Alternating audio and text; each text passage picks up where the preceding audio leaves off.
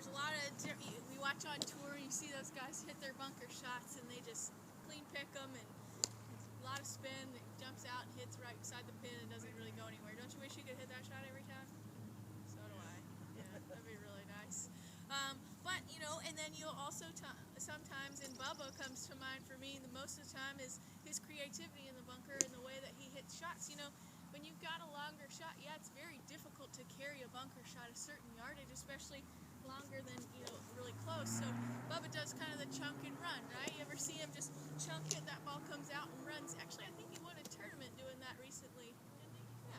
So anyway, so we're going to talk about a little bit of the fundamentals of a nice clean shot with a little bit more spin, and then the chunk and run type shot. So setup is important, just like in chipping when we were talking yesterday. Ball position is extremely important. Our setup is extremely important. It can make or break a good shot.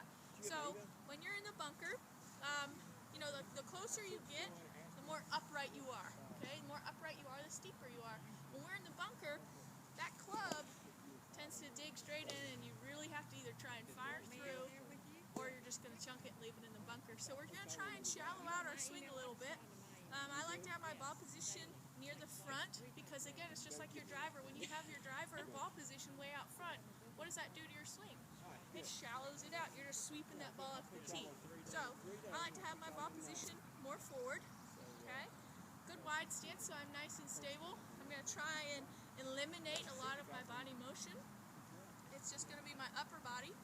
I like to open that club face. Now don't grab the club and then turn your hands. You always want to open the club face and then grip it. Okay? So I'm going to get that club face pretty much wide open, or it just kind of depends on what kind of shot you're hitting. The lower I get, the shallower my swing's going to be. So I'm nice and low, that club face is open, and then I'm going to swing all the way through the golf ball. Okay? That ball comes out pretty soft, right?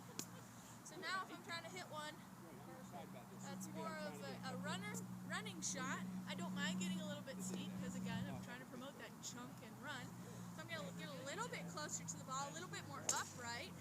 Yeah. Not as open of a face. I'll make sure she gets it. And then I'm just going to take the same kind of swing